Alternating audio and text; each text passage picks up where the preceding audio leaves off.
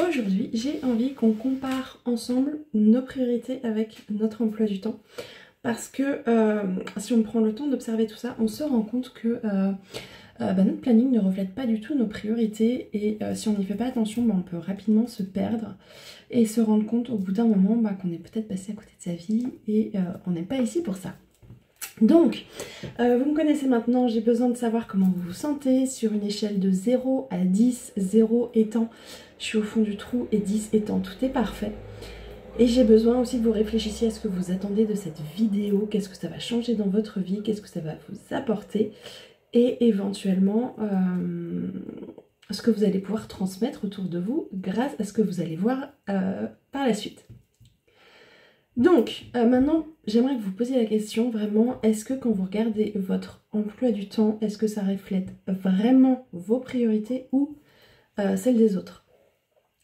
Parce que, donc, moi je constate, donc déjà, moi la première il y a quelques temps, et puis vous toutes avec qui je discute au quotidien, je vois bien que vous courez après les rendez-vous, les obligations, les tâches du quotidien. Au final, vos journées sont pleines, je suis passée par là aussi, donc nos journées sont pleines, mais elles n'ont pas du tout avancé sur ce qui compte vraiment pour nous. On va aller se coucher épuisé avec le sentiment de ne pas avoir eu de temps pour nous.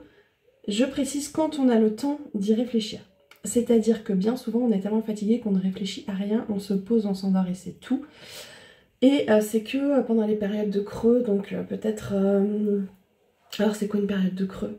Ce serait un moment où on est seul, je sais pas, un jour de congé sans enfant, un vrai jour de congé, et on se rend compte qu'en fait, donc là on a le temps de réfléchir, on prend le temps de réfléchir, on se rend compte qu'en fait ça ne nous plaît pas du tout, on fait rien pour nous, et que si on continue comme ça, finalement, alors ça on dit souvent, quand on est sur notre lit de mort, on regrette plus ce qu'on n'a pas fait que ce qu'on a fait. Donc est-ce que sur votre lit de mort, vous serez satisfaite de ce que vous avez vécu ou pas? Alors je vais loin, hein, mais l'idée bien sûr c'est de se demander, est-ce que vraiment ça me va? Est-ce que si je continue encore comme ça, 1 an, 5 ans, 10 ans, est-ce que ça va le faire? Est-ce que j'aurais montré le bon exemple à mes enfants? Est-ce que j'aurais honoré l'enfant que j'étais? Enfin voilà.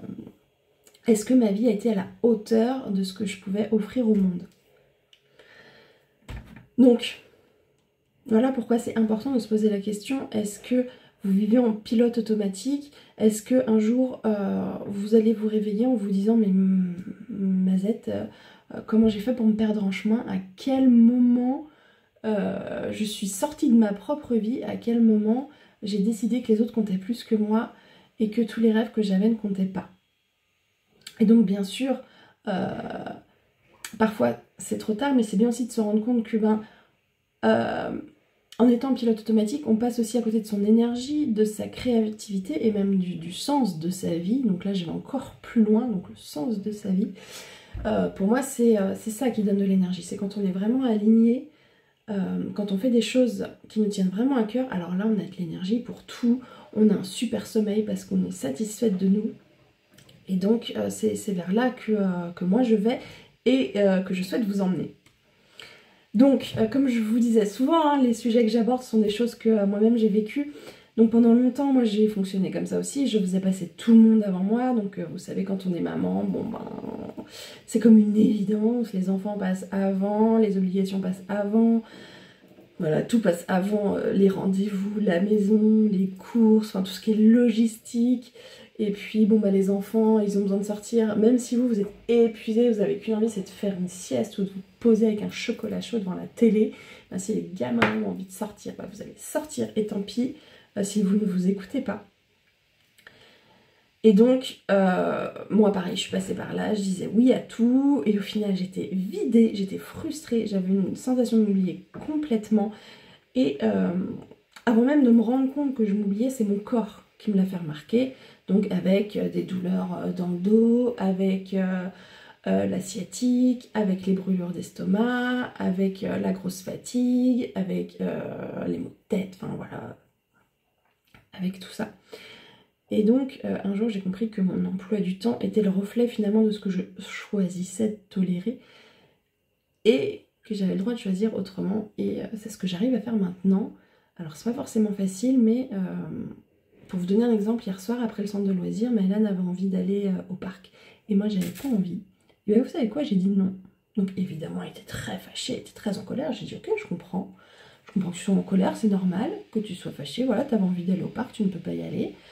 Par contre moi j'ai pas envie d'y aller. Donc je ne suis pas obligée d'aller au parc et j'ai le droit de te dire non. Donc voilà, je l'ai accompagné, il était fâché, machin, et je suis restée à côté de lui, je lui ai fait un câlin, et puis bah, quand tout était sorti, on a joué tous les deux, et du coup, bah, sa jauge, lui, sa jauge d'amour, d'attention, elle est remontée.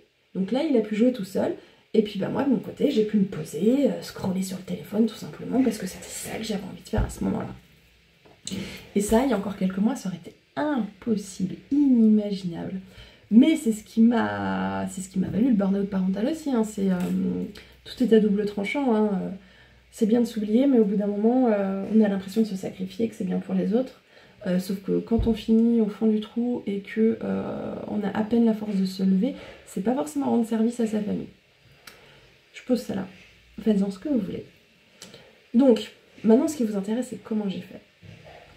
Donc, je me suis demandé chaque matin au réveil, qu'est-ce qui est vraiment important pour moi aujourd'hui? Qu'est-ce qui me ferait du bien? Voilà, qu'est-ce que... Et puis, on observe le corps quand on se pose cette question. Est-ce que si je fais ça, ça me fait du bien? Enfin, moi, je sais que c'est souvent... soit c'est oppressé, et dans ce cas-là, j'en ai pas envie. Donc après, soit je le fais, soit je le fais pas, soit... Bon, bref, c'est pas la question ici, mais...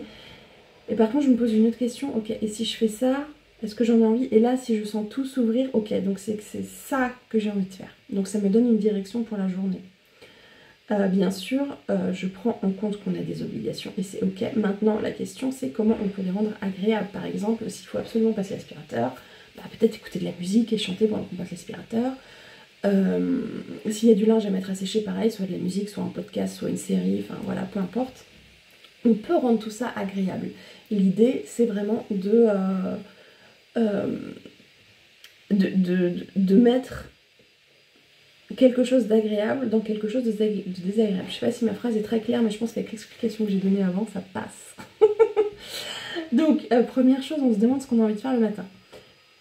Deuxième chose, bah, c'est le soir quand on va se coucher, prendre le temps de réfléchir à la journée et est-ce qu'on est satisfaite de la journée? Est-ce que si le lendemain se passe de la même manière, ça va nous plaire ou pas? Si c'est non, ok, qu'est-ce qu'on peut ajuster? Si c'est oui, ok, bon bah on continue dans cette direction. Et toujours ajuster comme ça chaque jour. Ensuite, bien sûr, ce qui est important, c'est de bloquer du temps dans son agenda comme si c'était un rendez-vous non négociable. De la même manière que vos enfants, quand ils ont rendez-vous chez le médecin, il peut se passer n'importe quoi autour. Vous emmènerez votre enfant chez le médecin. Il peut y avoir un tremblement de terre, il peut y avoir un bouchon, il peut y avoir je ne sais quoi, la voiture qui est en panne. Vous trouverez un moyen d'emmener votre enfant chez le médecin. Et bien là, c'est pareil. Ce rendez-vous avec vous, il n'est pas obligé de durer 1 heure. Il peut ne durer que 15 minutes, mais rien que ça va changer quelque chose dans votre manière de vous écouter. Et donc ensuite, petit à petit, prenez l'habitude aussi de dire non quand vraiment ça vous donne pas envie. Donc comme je vous disais hier, aller au parc, j'en avais pas envie. Ça peut être aussi... ça peut être quoi? Je sais pas, vider le lave-vaisselle. Bah non, vous avez pas envie. Et ben non, je le fais pas. Non, j'ai pas envie. Voilà, peut-être je le ferai plus tard, peut-être je suis pas seule dans la maison et il y a des gens qui peuvent m'aider ou le faire à ma place, enfin voilà. Non, j'ai pas envie, donc non, je le fais pas. Alors oui, au début c'est pas confortable, c'est pas comme ça qu'on a été élevé, mais au fur et à mesure, l'entourage va s'ajuster et bah, c'est comme ça que vous allez aussi apprendre à vos enfants que vous avez le droit de dire non et que on n'est pas obligé de culpabiliser ou de faire culpabiliser la personne qui dit non. Elle a le droit de dire non, elle s'est écoutée et c'est parfait comme ça.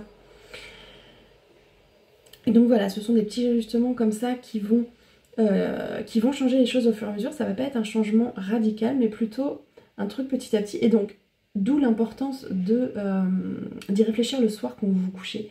Donc, est-ce que ma journée, est-ce que ça m'a convenu, ce que j'ai fait, ce qui s'est passé?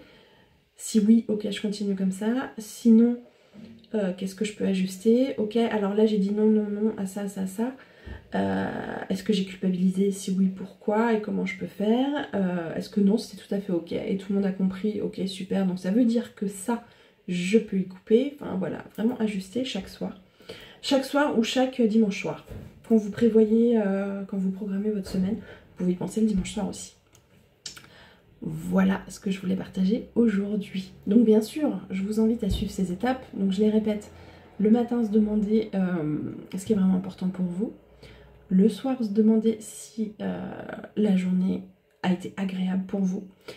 Bloquer du temps dans votre agenda et apprendre à dire non sans culpabiliser. Donc, vraiment, sachez que votre emploi du temps, c'est le miroir de votre vie. Et si vous voulez que votre vie ressemble à quelque chose, alors agissez dans ce sens.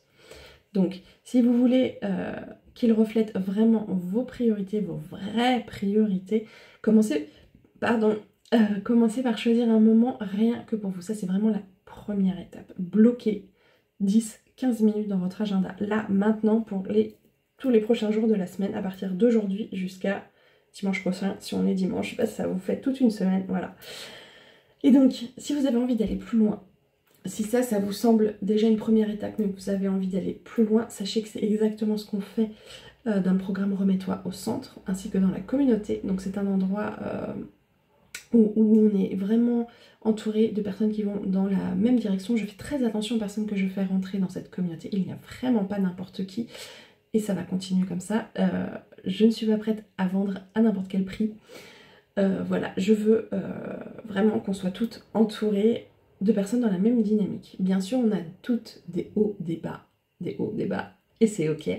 Par contre, on n'est pas là pour se juger les unes les autres, on est vraiment là pour se tirer vers le haut, ou même juste s'écouter quand il y a juste besoin de ça. Donc voilà, donc si le programme ou la communauté vous intéresse, envoyez-moi juste info en commentaire ou par message privé. Je vous enverrai toutes les informations et on pourra voir ensemble si c'est fait pour vous ou pas. Là-dessus, j'espère vraiment que vous allez appliquer ce que je vous ai partagé aujourd'hui, bien que ce soit gratuit, parce que vraiment, c'est pas parce que tout ce que je partage là est gratuit que ce n'est pas important, ça peut vraiment changer vos vies si vous y mettez de la priorité. Je vous souhaite une très très bonne journée et à très très vite.